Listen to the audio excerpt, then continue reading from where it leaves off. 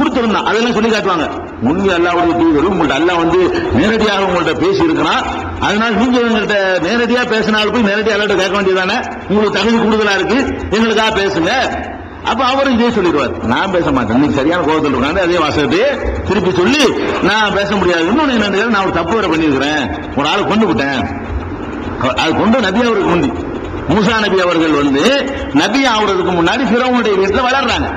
ஆத்துல போட்டு விட்டுறாங்க. ஃபிரௌன் தங்களோட பிள்ளையா எடுத்து வளர்த்துக்கிட்டு இருக்கிறான். அவன் மகனாகவே வளர்ந்து கொண்டிருக்கிறார் மூசா நபி. வளர்ந்துகிட்டு இருக்கிற நேரத்தில் வீதியில தெருவில் போயிட்டு இருக்கும்போது 2 பேரும் சண்டை போடுறாங்க. ஒரு ஆள் யாருன்னு கேட்டா இஸ்ரவேல் சமுதாயத்துக்காரன் ஒரு ஆளு, இவருடைய ஜாதிக்காரன், இவருடைய இனத்துக்காரன், மூசா நபியுடைய இனத்துக்காரன். இன்னொரு ஆள் யாருன்னு கேட்டா அங்க இன்னொரு இனம் இருந்தது, கிருத்தி இனம், அந்த இனத்துக்காரன்.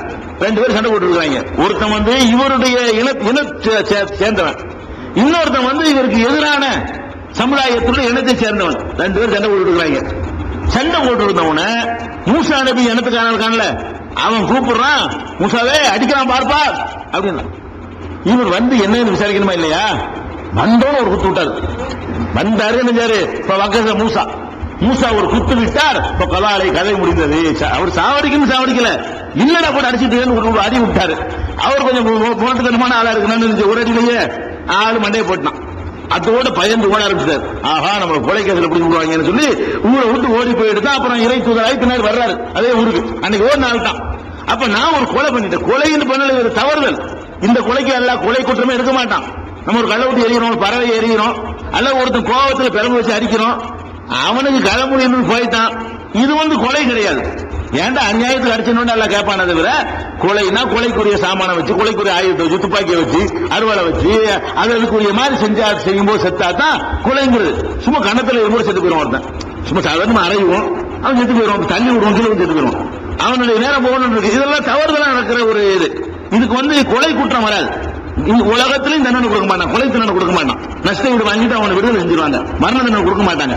கொலைன்னா கொலைக்குரிய கருவியா இருக்கணும், கொலைக்குரிய மோட்டிவ் இருக்கணும், கொலைக்குரிய வெறி இருக்கணும், அதுக்குரிய சந்தேகத்துக்கு இடம் இல்லாம கொலை செய்யத்தான் இவன் செஞ்சாங்கிறது நிரூபிக்கப்படணும், அப்புறம் தண்டனை.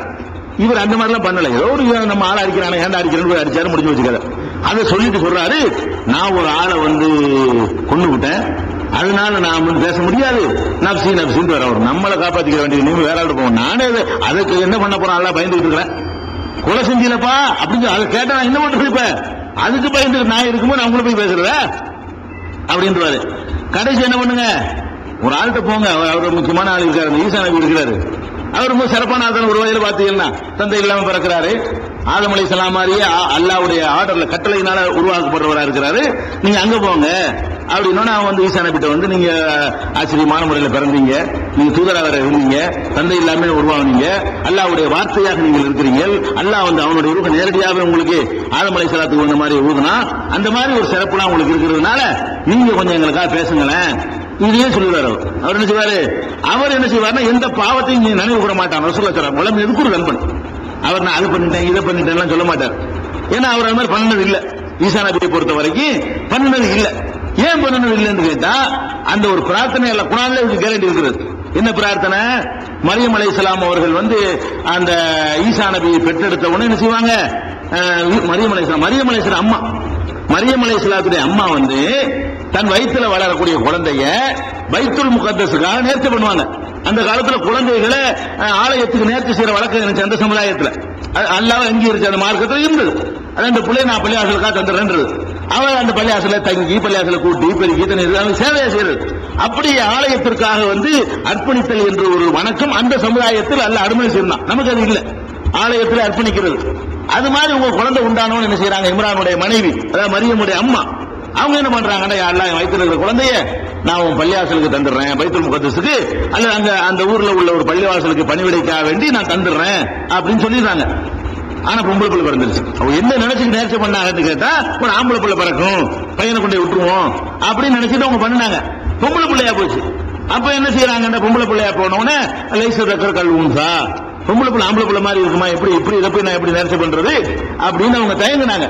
அப்ப என்ன செய்யறாங்க, கையில தூக்கி வச்சுக்கிட்டு, இன்னி சம்மைத்துஹா மரியம், என் குழந்தைக்கு நான் மரியம் என்று பெயர் சூட்டிவிட்டேன், இன்னி வைதுஹா பிக்க வதுரியத்தஹா மின ஷைத்தானிர் ரஜீம், இந்த மரியத்தையும் இந்த மரியமுக்கு பிறக்கிற பிள்ளையையும் சைத்தான் தொடாமல் நான் உன்னிடத்துல பாதுகாப்பு தேடுகிறேன். இந்த 2 பேரும் சைத்தான் தொட்டக்கூடாதல்ல, அந்த மாதிரி எனக்கு பாதுகாப்பு தா என்று சொல்லி அந்த அம்மா கேட்டாங்க. அதை அல்லாஹ் ஏற்றுக்கொண்டான்.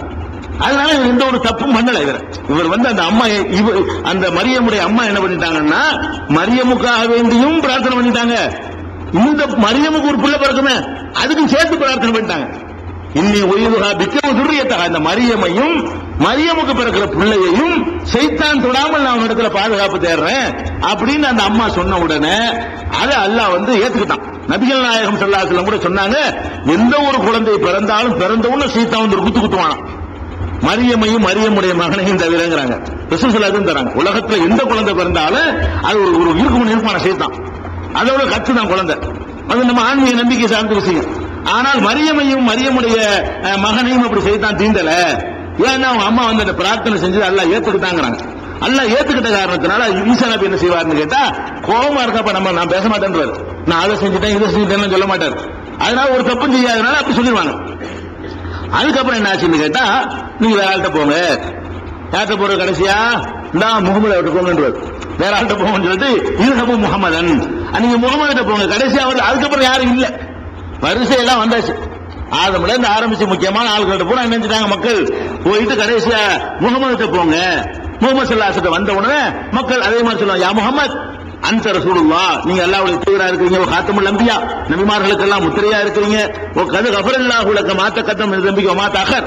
உங்களுக்குள்ள ஒரு சிறப்பு என்னன்னு கேட்டா, முன்பாவத்தையும் பின்பாவத்தையும் அட்வான்ஸ் எல்லாம் மன்னிச்சான். நீங்க என்ன தப்பு செஞ்சாலும் சரி செய்ய முடியாது அதை மன்னிச்சிடலாம். அல்ல பாருங்க, தப்புகள் அல்லாஹ் ரசூல் ஸல்லல்லாஹு அலைஹி வஸல்லம் கேரண்டி கொடுத்தான்னு கேட்ட சூரத்துல் ஃபத்ஹ்ல இன்னா ஃபதஹ்னா ஆரம்பிக்கும்ல, அந்த சூராவுடைய ஆரம்பமே எப்படி வரும்? இன்னா ஃபதஹ்னா லக ஃபத்ஹம் முபீனா லியக்ஃபிர லக அல்லாஹு மா தகத்தம மின் தம்பிக வ மா தஅഖர். உம்முடைய முன்பாவத்தையும் பின்பாவத்தையும் எல்லாம் மன்னிச்சுட்டான். எல்லாருக்குமே செஞ்ச பிறகுதான் எல்லாம் மன்னிப்பான்.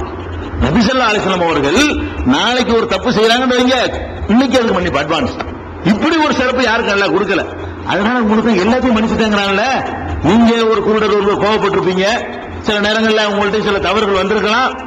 வந்தா என்ன மன்னிச்சுட்டானே, மன்னிச்சுட்டு கேரண்டி கொடுத்துட்டான்ல, ஒண்ணுமில்ல தப்பு இல்லாத ஆள்தான் நீங்க கேட்கலாம்ல அப்படின்னு சொல்லி அதையும் சுட்டி காட்டி நீங்க அல்லாஹ்விட்ட போய் கேளுங்க அப்படின்னு உடனே ரசூல் ஸல்லல்லாஹு அலைஹி வஸல்லம் என்ன செய்வாங்க, நான் செல்வேன் ஃபாத்தி தஹத்தல் அர்ஷி, அர்ஷுக்கு கீழே வந்து ஃபஅகவு சாஜிதன் லி ரப்பி அஸ்ஸ வஜல். கேட்கவே மாட்டாங்க ரசூல் ஸல்லல்லாஹு அலைஹி வஸல்லம். எல்லாம் விரட்டி விட்ட உடனே எல்லாம் அனுப்புறாங்க, நீங்க போங்க, நீங்க தள்ளி விடுறாங்க, நீங்க தான் ஆளு வேற ஆளு இல்லைன்னு சொல்லி ரசூல் ஸல்லல்லாஹு அலைஹி வஸல்லம் சொல்றாங்க, நான் வந்து சஜிதாவில் விழுந்துருவேன். சிபாரிசு பண்ண மாட்டாங்க. என்ன பர்மிஷன் கேட்ல பண்ணனு, யா அல்லாஹ் சஜிதாவில் நான் விழுந்துருவேன், வேற ஒண்ணும் சொல்ல மாட்டேன். சஜிதாவில் விழுந்து விடுவேன். விழுந்து ஃபஅகவு சாஜிதன் லி ரப்பி அஸ்ஸ வஜல், அல்லாஹ்வுக்கு சஜிதா செய்தவனாக விழுந்து அவனை எப்படி துதிக்கணுமோ போற்றணுமோ அந்த வாசகங்களை கொண்டு நான் அவனை பாராட்டிக்கிட்டே இருப்பேன். சிபாரிசு பண்ண மாட்டாங்க. அல்லாஹ் நீ அப்படிப்பட்டவன் இப்படிப்பட்டவன் சொல்லி அல்லாஹ்வுக்கு என்னென்ன சிபத்துகளை சொல்லி புகழ முடியுமோ அவனுடைய ஆற்றல், வல்லமை, கருணை, கோபம் எல்லாத்தையும் சொல்லி நான் வந்து அந்த அளவுக்கு என்ன செய்வேன், அது ஆஞ்சியோன்னு கூட சொல்லல. அவனை எப்படி பாராட்டணுங்கிற அந்த வார்த்தையை அவன் எனக்குள் போடுவான்ங்கிறாங்க. அதுக்குள்ள கற்பனை பண்ணி நான் செய்ய மாட்டேன். அந்த வார்த்தை எனக்கு இப்ப சொல்ல தெரியாது, அங்க அந்த வார்த்தைகள் வரும். அவனை பாராட்டுறதுக்கு தகுதியான வார்த்தைகளை அல்லாஹ் எனக்கு எடுத்து தருவான். எஃப்தஹுல்லாஹ் வலையேங்கிறாங்க, அல்லாஹ் எனக்கு எடுத்து தருவான். நான் சஜிதாவுல கடந்து கொண்டு அவனை அப்படி பாராட்டுவேன், பாராட்டிக்கிட்டே இருப்பேன். அது எத்தனை வருஷம் ஓடணும்? ஒரு நாள் தான், அது 50,000 வருஷத்துக்கு நிகரா இருக்குது.